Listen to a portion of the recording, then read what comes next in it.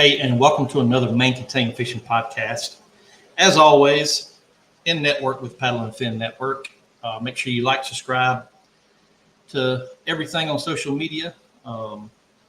So tonight, in tonight's episode, we got a North Georgia kayak angler that's been in the kayak business for, I would say, 10 plus years. Mr. Andy Middleton. We're going to bring him on in a few minutes, and we're just going to let Andy talk fishing with us and find out what's going on in North Georgia as far as the rivers and the lakes and everything. So stay tuned, and we'll be right back with Andy.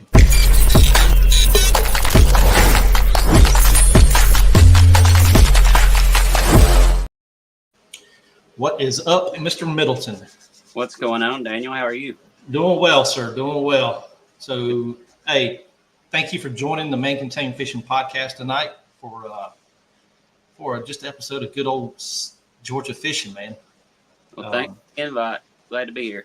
Yeah, and so we're going to kick it off with you, man. We're just going to let you introduce yourself, where you're from, what you like to do, and just kick it off for us. Well, my name's Andy Middleton. I've been kayak fishing for about 10 years now. Originally from Tunnel Hill, Georgia, almost up on the Tennessee line. Closest decent-sized town is Dalton. So y'all might be a little more familiar with that area if you ever went and bought carpet straight from the plant. I fished. I'm 44 now, so I've fished for about 40 years. Grew up crappie fishing, mainly going to Lake Weiss and fishing with my grandpa every weekend I possibly could when I didn't have school or something else going on. Learned to fish offshore by triangulation and a flasher. And back then, I didn't know that I would be applying that bass fishing today, but I am. In high school, I got into kayaking on whitewater. In the little whitewater boats where you wear the spray skirt and you learn how to Eskimo roll and all that stuff. Did a lot of whitewater canoeing and kayaking then, and did that probably through my mid to late 20s, and got sent down to Florida on a work project. Started seeing people down in Florida fishing off paddleboards and kayaks, and with my background, I was like, that looks like something I might like to do. So I ended up selling my whitewater boat and buying a fishing kayak in 2014, and I have not looked back since. I'm married, have two boys, Jason 7 and Mac 5. So they'll be ready for their first boat here shortly then. Oh yeah. We're kind of counting down the years and months, but at the same time, not wanting them to go by too fast. Oh yeah, for sure. I've got all my kids are grown up. All our kids are grown up. We got grandbabies, so we were like, we're looking at the grandbabies going, golly, man, they grow up fast and quick now, don't they? Yeah, there are people my age that are starting to get grandchildren, they're mid-40s and stuff like that. But I started late. Yeah, got elementary school kids. So let's talk about some areas to fish up in North Georgia, man. I'm not very familiar. I'm way down south near Savannah, and the furthest I've probably been is Sinclair and Clark's Hill. So anything above that, I call it the gnat line in Georgia. Yeah, above the fall line. Yeah, fall line. There you go. Yeah. If everybody don't know what the fall line is, it's where the state of Georgia, I guess, technically says that's where the earthquakes are supposed to be at once in a while, or it's where the kind of where the hills end, and you get a little less of that rocky clay, rocky soil, and you get down into what they call the coastal plain. It's more of a sandy, loamy soil. And along that line, you got a lot of rapids. That's why they call it the fall line. You got waterfalls, you got rapids, and a lot of industry started along that line. Because if you look at a map, starting at like Montgomery, you'll see Montgomery, and then you'll see Columbus, Macon, Augusta, Columbus, Raleigh, Richmond, Virginia, all along that same line. It just kind of curves up the East Coast, a few hundred miles inland, and it's just where a lot of the geological formations kind of change into more of a flatland where you are. And I listened to your podcast that you did about area fish in Southeast Georgia. It's quite a bit different from what you described. You get into South Georgia, you don't have that many big lakes, big reservoirs. You got Seminole, Eufaula, Blackshear, and then you got a lot of PFAs and smaller fisheries, and then you got the lowland rivers. Right. We got a lot more. We got a lot more reservoirs up here. We're kind of in the heart of, as far north as I am, we're almost in the heart of TVA country with our lakes like Katugue and Blue Ridge. Those lakes, and then of course you got 3 drainages up here. You got the Tennessee drainage, you got the Etowah-Coosa drainage, and you got the Chattahoochee. Right. So I've seen you fish on the Etowah. I've seen some of your videos come up the Etowah and all that, and kind of. So the Etowah River runs from Tennessee down. Is that? Yeah, it starts in Dahlonega. Okay. Right outside the Ranger Camp in Dahlonega is just kind of a little creek right there. Runs down through Dawsonville and then Forsyth County, Cherokee County. And then it ends in Rome, and then it runs into Rome. Okay. But Etowah's my home pond for sure. Right. So y'all got spotted bass, largemouth. Yeah. Well, they're Alabama bass. Alabama. We're trying to get everybody to call them Alabama bass now because they're actually native. Places like Lanier and Hartwell, they're not native, but they're very prevalent there. And right. Alabama bass is the prevalent species in North Georgia. It's pretty easy to go to any of these reservoirs or any of these rivers up here and have a good chance to catch, a 4-pound spot. Or I say spot. I still say spot too sometimes. Yeah. Pound Alabama bass on any given trip. Right. So I caught my second spotted bass, Alabama bass, whatever you want to call them. I caught one at Artville. And then I caught my second one this past year at Clark's Hill. Mm-hmm. And, man, I can tell you, when you get a spotted bass 16, 17 inches on a spinning reel, it's a fun catch in a kayak. It is. They're one of the hardest fighting. I mean, I've kind of got a little obsession with smallmouth, but I think that's because you can't find them that much around here. You go up into, northern Tennessee and you go over to Pickwick or something like that, there's plenty of smallmouth. We don't have a lot here in Georgia. So Yeah. You always what you can't have, but those Alabama bass and spots, whatever you want to call them, they're pound for pound. They'll put up just as good a fight. Oh yeah, for sure.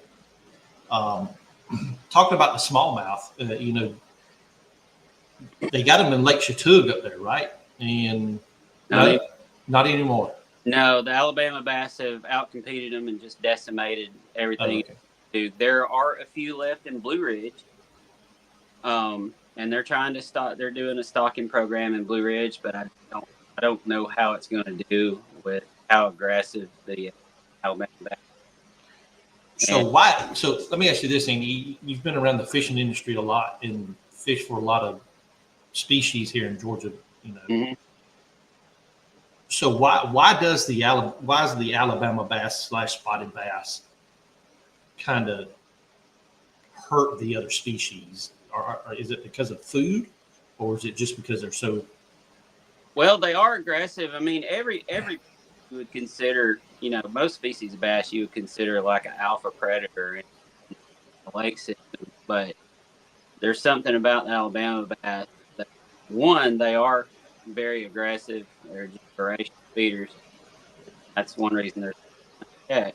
But the other reason is they have more of a tendency to integrate or interbreed with other species. So They will interbreed with a smallmouth. They will interbreed with a shoal bass. They will interbreed with all of these little red eye subspecies and kind of dilute the waters and, basically make some of these fish, on the verge of being endangered.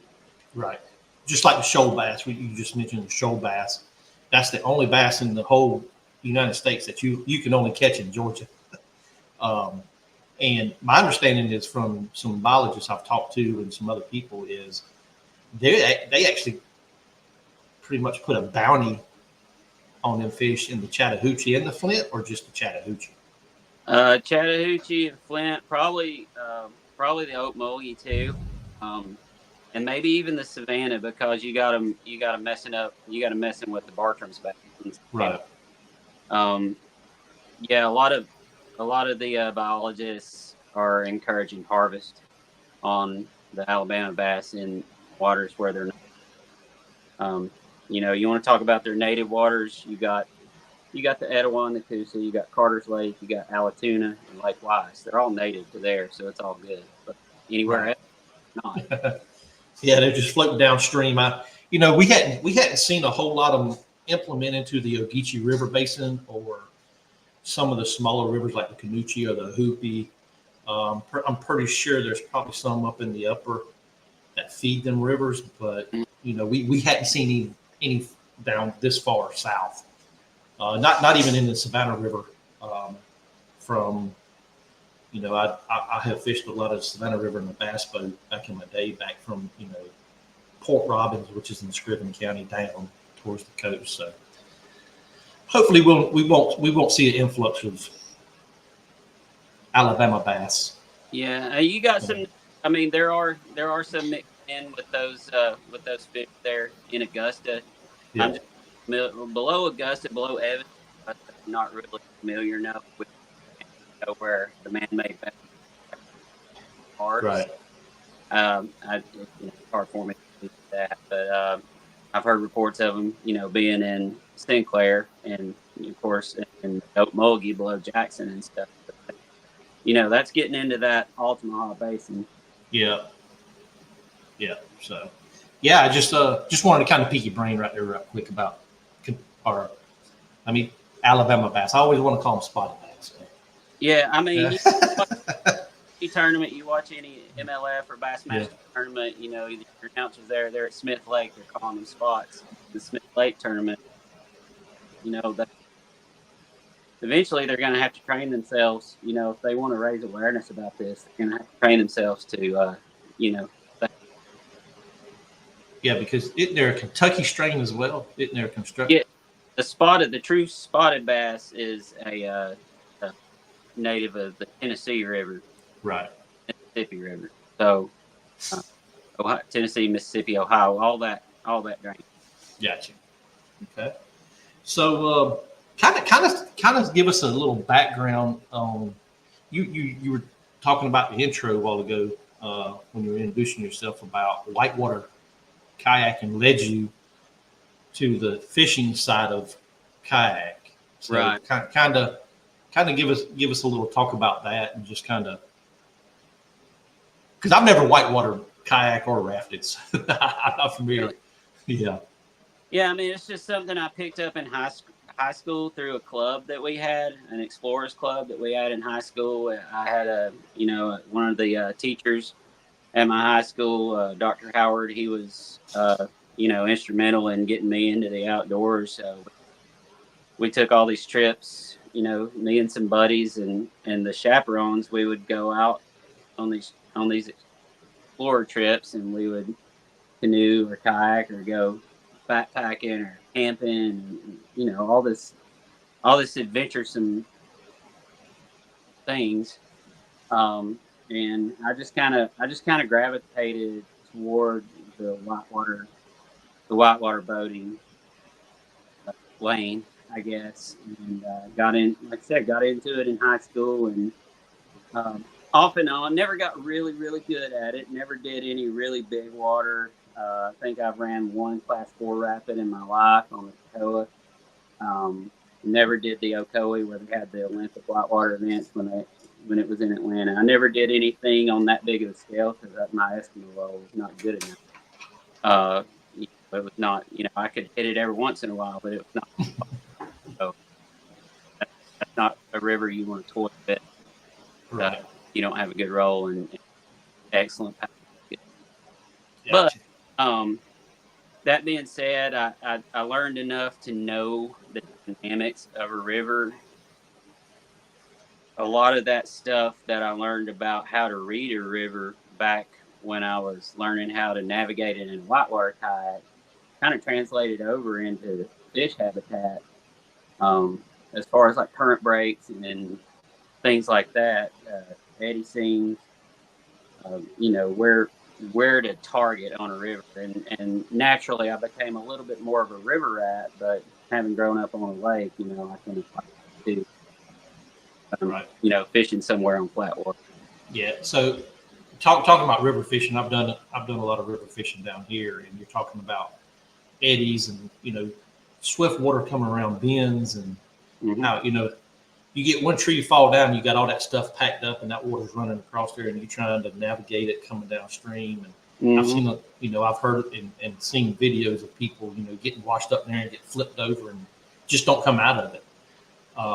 So that's the stuff that you've taken from your whitewater days and applied it to your fishing days now. Right, and it's good to see. I mean, you got guys like Jeff Little, Russ Snyder, some of the bigger names in kayak fishing that are getting certified ATA instructors with like kayak fishing stamp basically on their certificate. So they're getting certified and teaching anglers and paddlers to really know what to look for if they're on a moving flow. As far as strainers and stuff like that, you really got to keep your head on swivel when you're in moving water. Oh yeah, for sure. And Yeah. the fish get predictable and that kind of stuff. A lot of instances, and that's one reason I like it. Usually a little easier to predict where they're going. Oh yeah, for sure. Talking about fishing rivers and eddies and the backflow on cypress trees and everything like that. I was on the Brian Latimer straight up fishing school last night. We were talking about fishing cypress trees and everything. But in the river, I was raised on the river fishing for redbreast. So, and you just throwing a cork over there with a creek and let it float. But you get behind them cypress trees, man, you're going to catch them just like that. If they're hiding there. Yeah, and bass are the same way. They'll back up in that thing, and as food comes down, they'll rush out and get it right back up there where they were. Yeah. So kind of bring us into the river fishing, and what do you like as far as your setups and your favorite baits to catch river fish? I usually use a lot of single hook presentations in the river just because there's so many ways to get yourself in a little bit of a mess if you get hung up. I typically, unless it's a top water like a plopper or something like that, typically don't throw a lot of crankbait, jerk baits and stuff in the river because I'd really rather not have treble hooks flying in all directions. Oh yeah, for sure.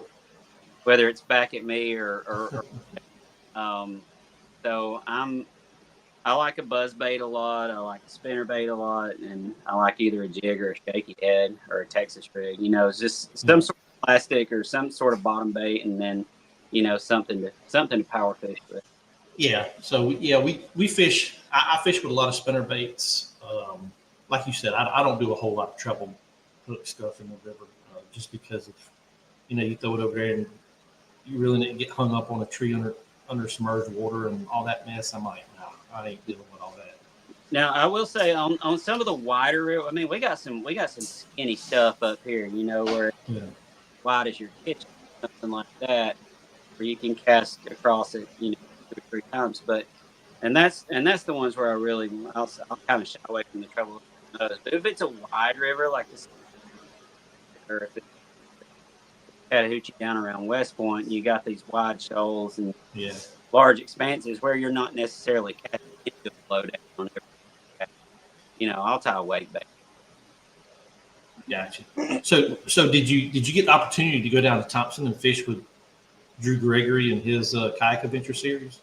No, I've only fished the Flip one time actually. There was a state kayak tournament down there a couple years ago, 2 or 3 years ago, and I went down there. I enjoyed it. I caught a ton of fish, not a lot of big ones, but I just caught a lot of shoal bass, just drifting a Cinco, basically like you would wet fly.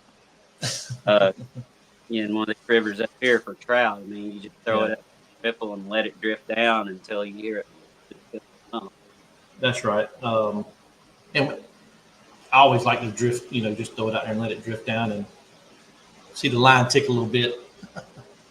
So, no, I wanted to fish that series. I wanted to go out there and fish it, but I just couldn't get off work to fish the kayak adventure series and kind of meet everybody over there, because it's good to network with other kayak anglers around the state. You're talking about, hey, we're going to plan a trip.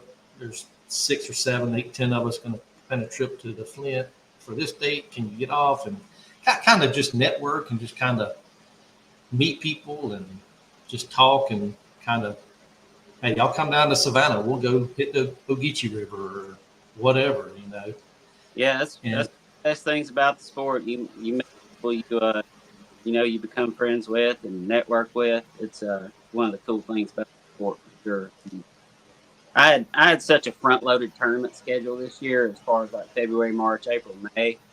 I just it was one of those I just had to skip, because of all the stuff going on, whether it's kids in school, baseball, got all sorts of stuff going on in the spring.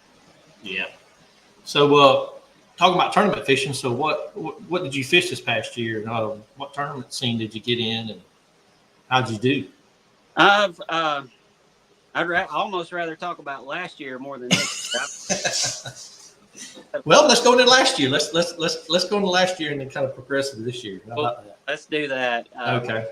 Last year I started out fishing at Gunnersville for the big opener for the Bassmaster Kayak Series. I believe that's the first tournament that Steve Owens, under his directorship, and had like 250 people. I had a top 25 in that one, and went on to Hartwell and got 4th in it. Led after day one. Ended up getting 4th in it. So I did pretty well last year, but this year's been a little bit rougher go. I went. I went to Murray for that Bassmaster Kayak Series opener, and I caught 1 fish each day in that tournament. Fished a little local thing for a festival here in city of Canton does, and my buddy Travis put on a tournament on the Etowah for it, and I did catch a check in it, but that's the only check I've caught this year. Right. So let's go to the Bassmaster Kayak Series. Okay. Steve Owens puts on a great event. Great guy. I mean, we've talked a little bit here in the past, and if you're, you got all these grassroots clubs around the state, and you're looking to dabble to get your feet in and to go to a bigger series, and kind of, what kind of, I guess, tips and tricks that you would tell somebody like that to kind of progress through to get in that type of bigger series? Just trust it and bust it. If you're doing well in some of your local events, then don't be shy about getting into something bigger. There's steps you can take. There's baby steps you can take. Like if you're fishing local events right now, you go up to a Georgia or a Tennessee Bass Nation or something like that, where you're not $250 in on an entry fee. You're 75. 40 to 75. That. Try those state events, and then with those state events, you do well on those, it'll actually qualify you for some, you can get qualified for championship events and stuff like that on the night thing. And of course, you got the trails; they're all open events. You're feeling froggy. Right. So let me ask you this question: Andy, do you think that in the kayak industry or in the kayak bass world, you will start seeing, if it sticks around long enough with the Bassmasters, and I'm not sure if MLF pick up something like in the kayak series or nothing like that, but do you think that there's going to be a pro series versus a more of a, I wouldn't say like an elite amateur, yeah, like an elite version versus an open version? I think that I don't know how long it's going to take, but I think that might be coming. It would be hard for me to predict how many years that might be. But you're seeing more and more folks pick up good sponsorships, good like cash sponsorships, and it's opening some eyes, as far as. But you're gonna, I think as far as the money part goes, to get the return on the investment on your entry, I mean, Hobie's paying back 15%, and Bass is paying back 10%. So, you know, say you finish 11th out of 100, you're not getting paid. Like, you had a good tournament, finished 11th out of 100, you're not getting paid. Right. I think once some non-endemic money comes in to get that pot up where they can pay out, a 20 or 25% or something like that. You look at you look at the Bassmaster Opens. You say you have maybe 250 anglers in a Bassmaster Open. They're going to pay out. They're paying out top 40, no matter how many people enter that Open. And you're averaging 200 to 250 boats in that Open. So even their payout is more of a percentage. It's more like a 20% payout. Right. Even that's more of a percentage payout than a kayak tournament is. Now your cost of entry is higher, and you got gas, the bass boat. You got more expenses going in on the payout. The payout percentage is actually higher in a Bassmaster Open, and all you hear is people complaining about how you want to lose your butt and then sign up. Yeah, for sure. I can see you wearing a dugout bait and tackle shirt. Yep. Jamie has done a hell of a job up there with that. I think in North Georgia Park, Marietta, as far as I'm not even saying selling boats, but he's been in the fishing industry for years and years and years. Yeah. And does a hell of a job up there with getting people in kayaks and sponsoring people. And I think that's the type of people we need to come into the kayak world to kind of get them bigger. I wouldn't say bigger payouts, but the money towards the tournaments on the larger stage. Absolutely. Okay. Still, somebody that's been in the industry that long, and then you have, whether it's a Carl Jocumson or a Mike Nelly or some of these pros that are on the big bass boat trails that are every once in a while step into a kayak event and see what the competition's like in the kayak series. I think anything like that, whether it's an industry professional that's not in a boat or an angler, anytime somebody that's well established in the industry dips their toes into this sport, it's going to put more eyes on it. But I think where the where the real money is going to be a non-endemic. Whether let's say Red Bull or somebody like that, for instance, steps in, or Home Depot or something like that. You remember, like back in the '90s when Walmart was sponsoring the W Tour. That was when they're paying out for attention or something like that. We're not asking for anything like that, but if you get you get $30,000-$40,000 extra on top of the pot that the anglers are putting in. That's going to distribute a lot better payouts to the people who do place, and it's going to give the ability for these tournament directors to pay out a little bit deeper. Instead of paying 10%, maybe they can pay 25%. Right. So you look at the Elite Series. If you're in the top half, you're getting a check. No matter matter how bad you suck, if you're in the top half. Yeah. You could finish 45th and still get an entry fee back or something. Yep. Yeah. So me and my wife had this discussion a lot lately here in the household. Is high school angling is, I've seen some of these tournaments held on these Georgia lakes with these Georgia high school kids, 250, 300 boats. How can we as kayak people kind of try to get some of them kids into our world? And because not all parents can afford a bass boat to put their kid in, or if a kid does have one, the parent has it, and then they kind of team up in the group, in the club that they have at school, and then they fish as a team. And what'd you say, Andy? You got to have captains. Yeah. So, how can we? I've been trying to run through my head, and you can kind of piggyback on me if I leave anything out. Is how can we introduce these kids to more of a kayak world than a bass boat world? Because I think they would not only get the pleasure out of it being more, but I think more people are out to buy a kayak than a bass boat. And I'm not just saying that because I'm in the kayak, but I'm just saying, as a parent, like you got two boys coming up, and if they want to fish the high school side of the bass boat world, how Yeah, I would have to. Yeah, and yeah, not a lot of people can afford a bass boat, and I think that's going to be up to organizations that are like a bass, that are sanctioning some of these kayak tournaments that have a kayak trail. There's going to be a lot of organic growth through them, and just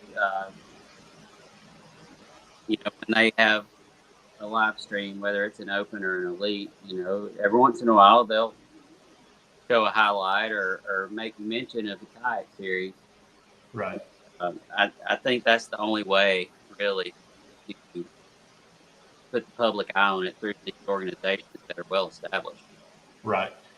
Because I know the Georgia High School Association, GHSA, has finally sanctioned bass boat as a sport in high school. But Ron Champion from Richmond Hill, he kind of took over the high school thing, and then it became, they fished online last year, a couple tournaments.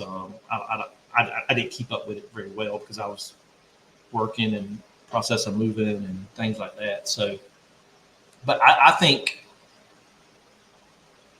if I get that one person, at that high school to believe me and say, hey, you got this bass club, but not every kid is fishing. How can we get that kid out there fishing on the water in a tournament style?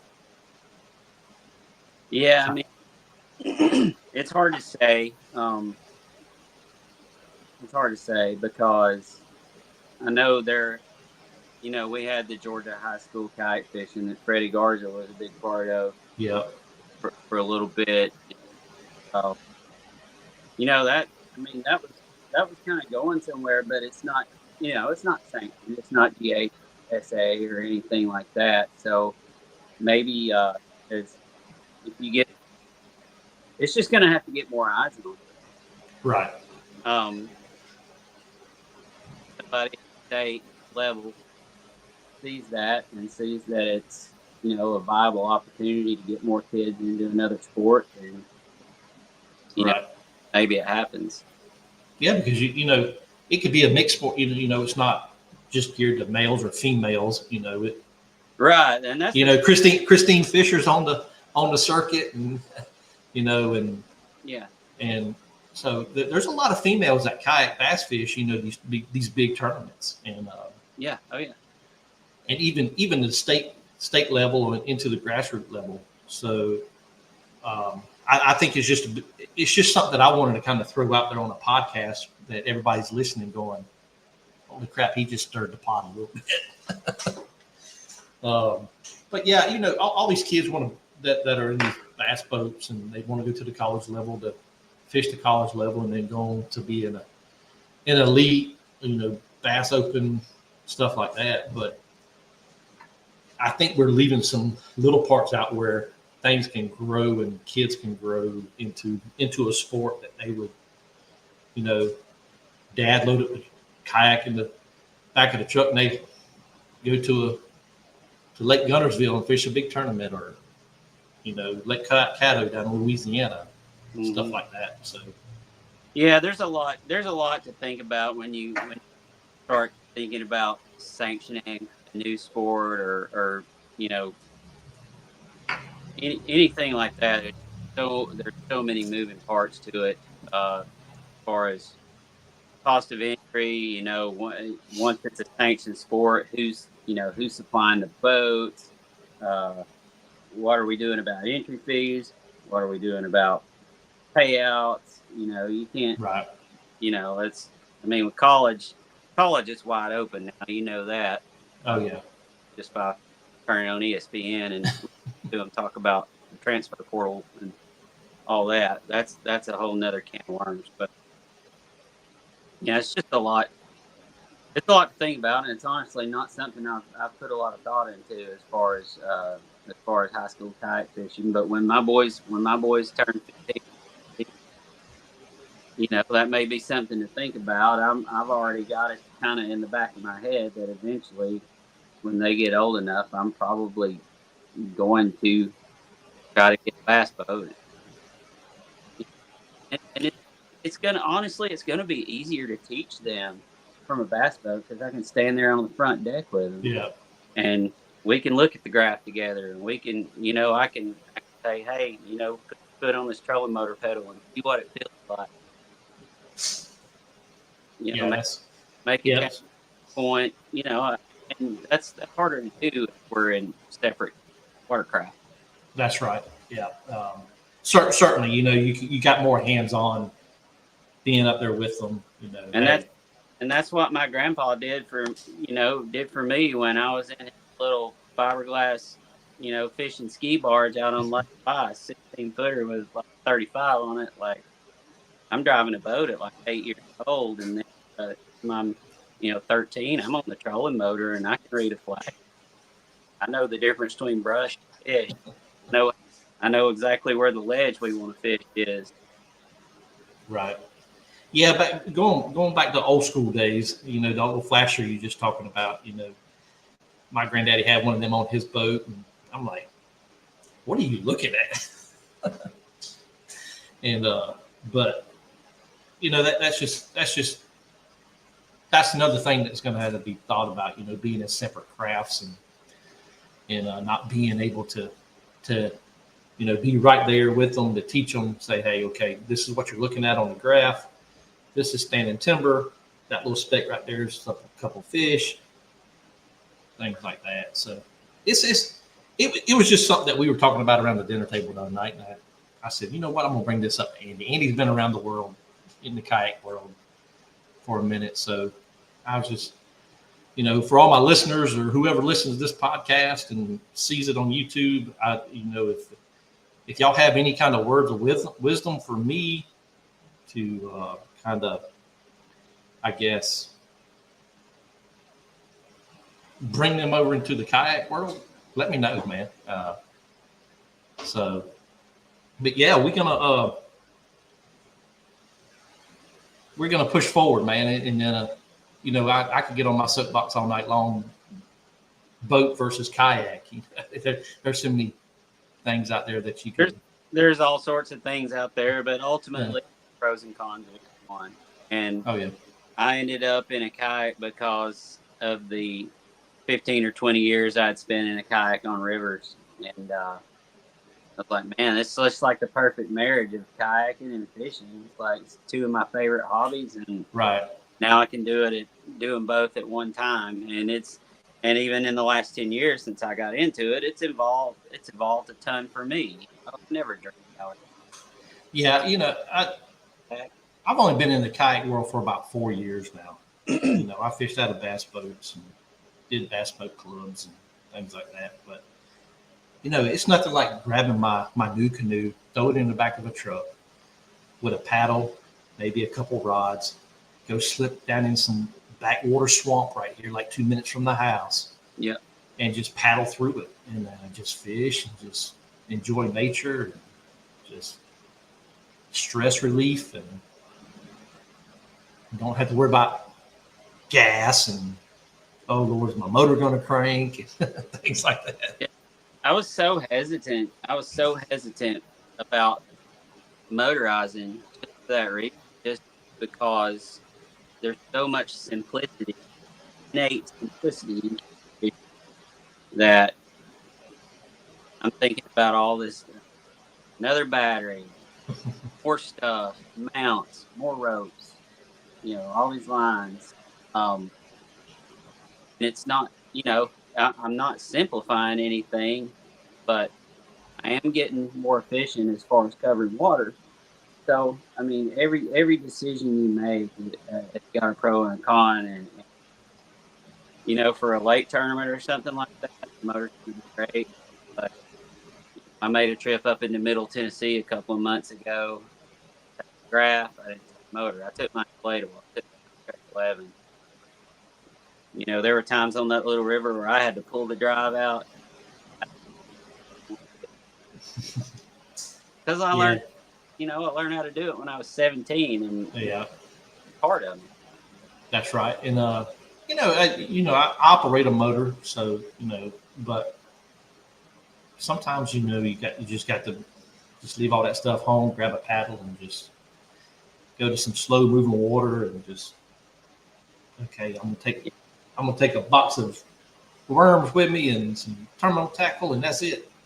Yep, that's what I went down on the Chattahoochee last week. I was down there working, and I called the iTrack 11 the old yak in the back, and so I took it down there, just threw it in the back of the work truck, and got out one morning before work.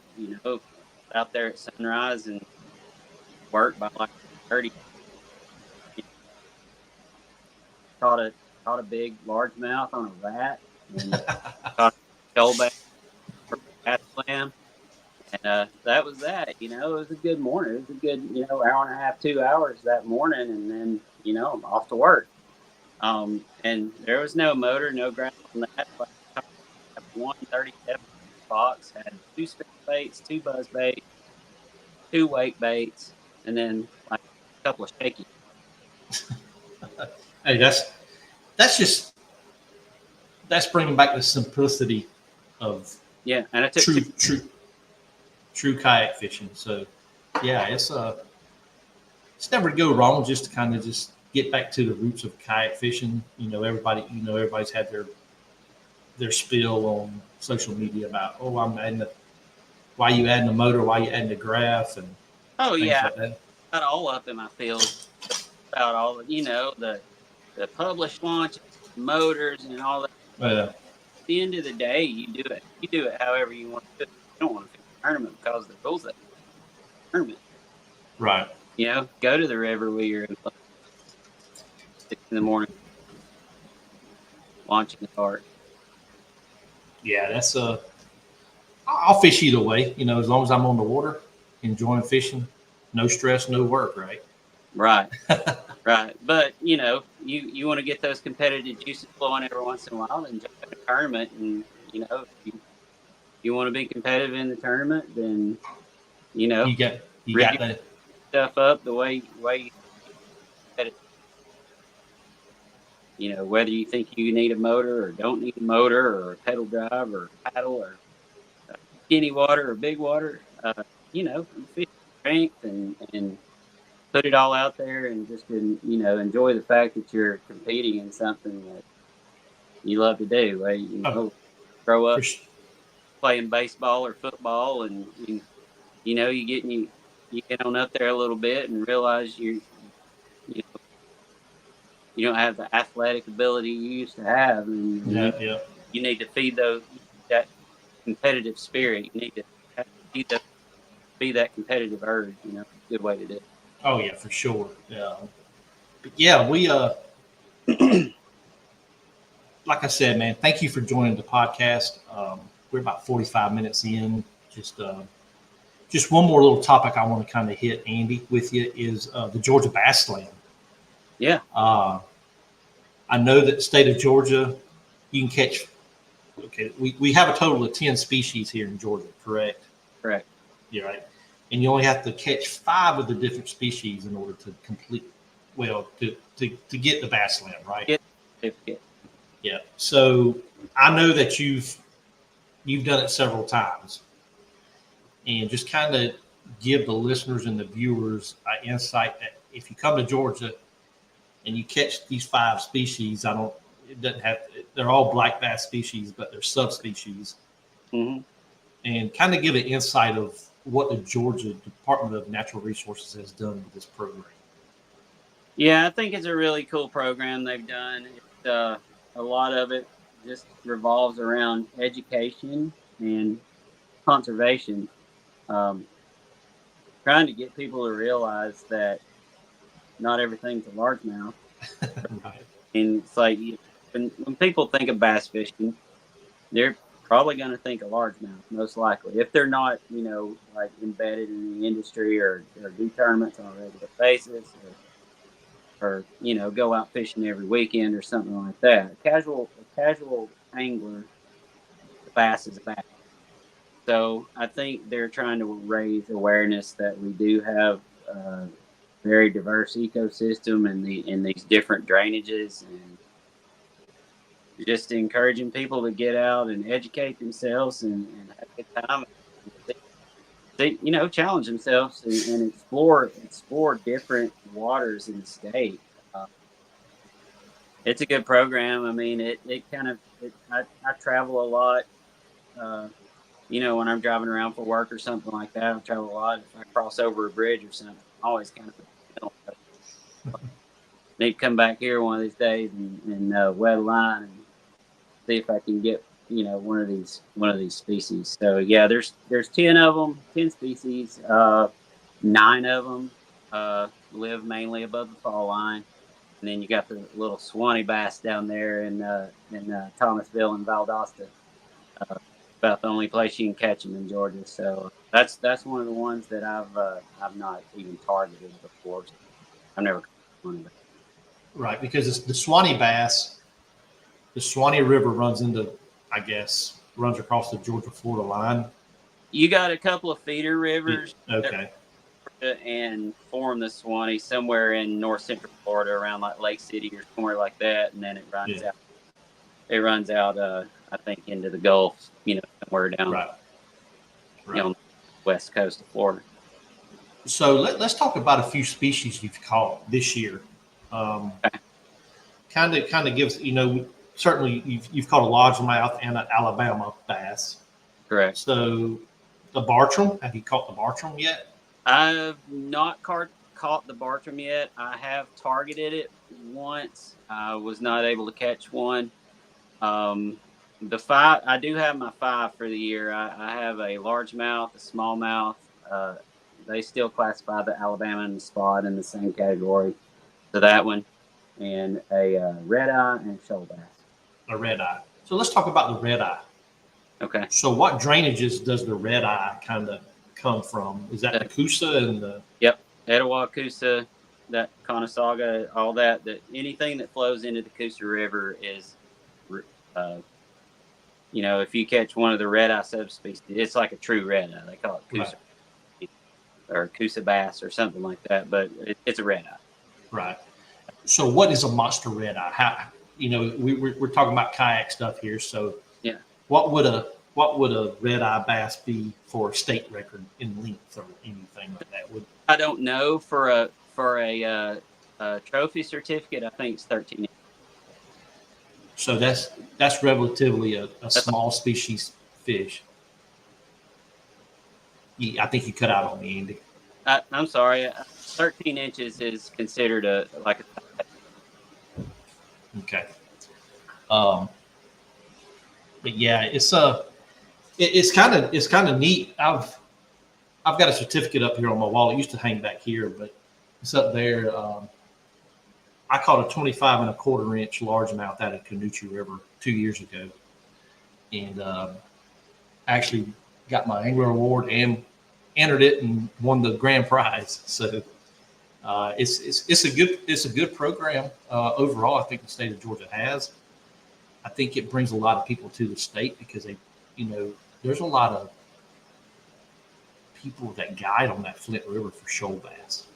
Oh yeah, and that's one of the target fish for next year for me is a shoal bass. So I just want to get with a group of guys and we all just go camp out somewhere and just target shoal bass for the weekend.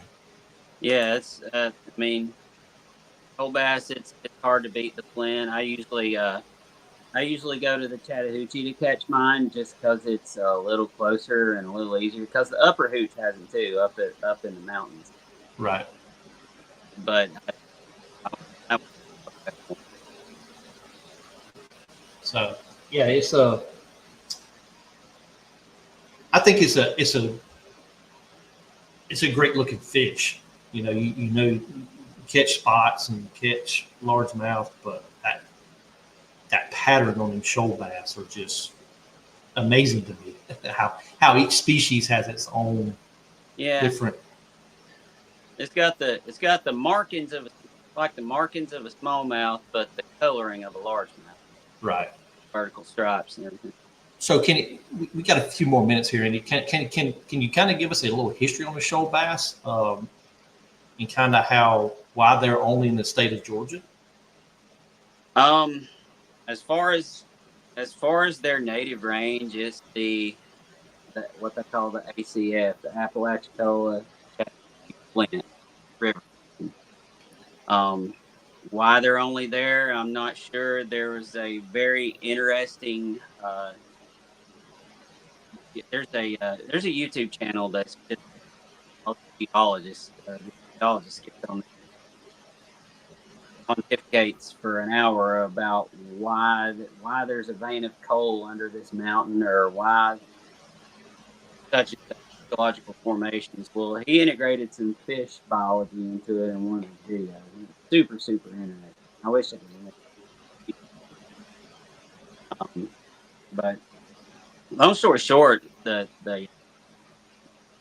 shoal bass at one point was grouped in with the red eye bass, and but sometime in the 80s or early 90s or something, somebody finally called BS because they're like, look, this is not a red eye because they're, we're catching 5-pounders. Right. Catching 22-inch versions of that.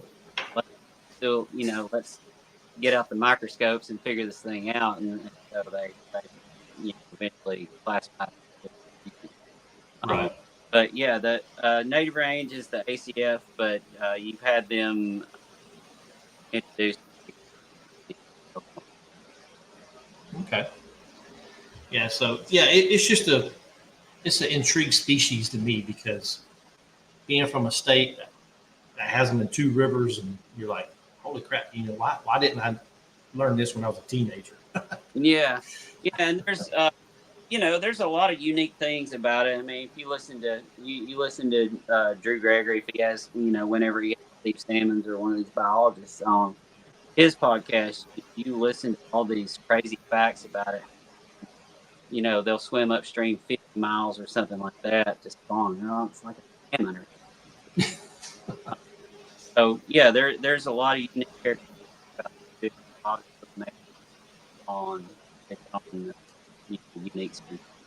Right. And it's largemouth is the state fish of Georgia because we have the quote unquote world record, for whoever believes that. Right. But it ought to be the shoal bass. Yeah, I think it should be the shoal bass. I think we should petition the state to change our fish for the state to a shoal bass because they're just unique. It's a unique fish. I've been watching a lot of. I think his name Flint Davis. He fishes on the MLF series and stuff like that. So I've watched a lot of his videos on catching shoal bass and just kind of. And he's down around that Albany area, right? Yeah, he's on the lower part of it. So, but yeah, once again, Andy, thank you for taking the time out of your evening from away from your family to join me on the podcast. My pleasure. If I'm ever up in North Georgia, man, I'm gonna hook up with you, and I'm gonna hit the Etowah too, because that Etowah River just looks so juicy. What you've been fishing, man?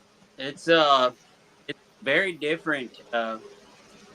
Lake Allatoona is the only lake on the Etowah, and the river above the lake versus the river below the lake between Cartersville and Rome. It's like two different rivers, but they're both good. So, the upper is a little closer to where I live, but I think the bigger Alabama bass are on that stretch, between Cartersville and Rome. Right. Yeah, that's in Altoona. Didn't they have they've been having problems with the bass in there lately, haven't they? Or in the past, like people wasn't catching what they expected to catch in that lake. Yeah, they used to call it the Dead Sea, but now we got spring in it. But okay, and it seems to be on the upswing. You're not getting that 22, 23 pound tournament winning weight that you put out here, but right, it's getting there. It's pretty gotcha. One more thing, Andy, I want you to shout out to your social medias, where people can find you on Facebook, Instagram, YouTube, whatever. Just shout them out for my listeners and the followers. And yes, as far as Facebook, it's just my name, Andy Middleton, and then I've got the cast with Andy Middleton, which I've not done in way too long. The little webcast thing, live, kind of talk about things that have been going on. It's just been, I've got that. You can go back and watch the old ones. As far as Instagram, it's AMIDD _outdoors. AMID outdoors. okay. So y'all go follow his socials. He's got some good content on his channel. I've watched it. I've listened to it way before this podcast got started and things like that. So, Andy, once again, thank you, sir, for taking the time out of your evening away from your family to join us on the Make a Tank Fishing podcast. And hope you can get back on the tournament scene and get some of them good finishes, like that big check behind you right there. It says champion on it. Yeah, that's Hartwell. That's Georgia Bass Nation from Hartwell. When I said I led after one day, the Georgia Bass Nation was one day, and put up 7 on my best 5 that day. That's best limit I've had. Best in the tournament. Yeah, best period. Good deal, man. Yeah, it was just a magical day fishing dirt shot on Hartwell. Oh, herring spawn. Oh, herring spawn. No, yeah. Me and that lake has don't like each other. Yeah, I love Hartwell. I'll be going there in November for the Georgia State Championship. So that's where y'all fishing it at? Yep. Okay. Well, good luck in the championship round, and stay safe. And people, as always, when you're on the water, wear your PFD and fish on.